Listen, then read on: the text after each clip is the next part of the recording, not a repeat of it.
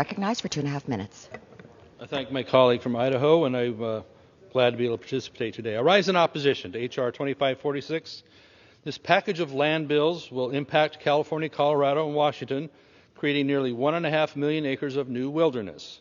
H.R. 2250, one bill included in this package, will impact Northern California, my area. It adds 262,000 acres of new wilderness designations, despite concerns from local communities as to how they would be impacted. We have seen the devastation that wildfires cause in Northern California time and time again. So why are we putting more land into this restrictive wilderness category, which will make it even more difficult to properly manage forests and to access them? Potential wilderness is typically treated as wilderness anyway. So you have 51,000 acres that they'll probably be enforced as if it was wilderness.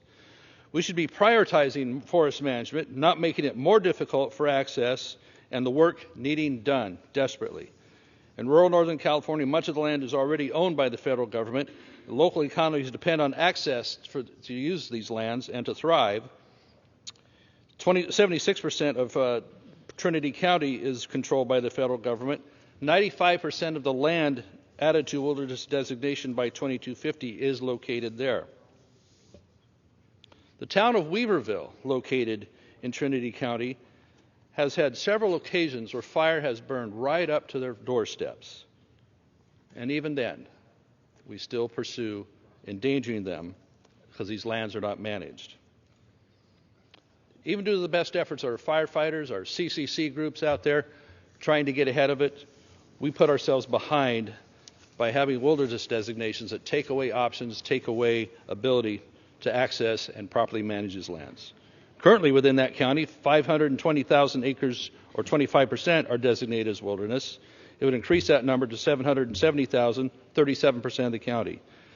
There are concerns that these lands being designated as wilderness should have been addressed with the local communities, ranging from questions about forest management, grazing implications, road decommissioning, and stewardship contracts. How does that help the public have access? How does that help our firefighters and CCC have access to do the work?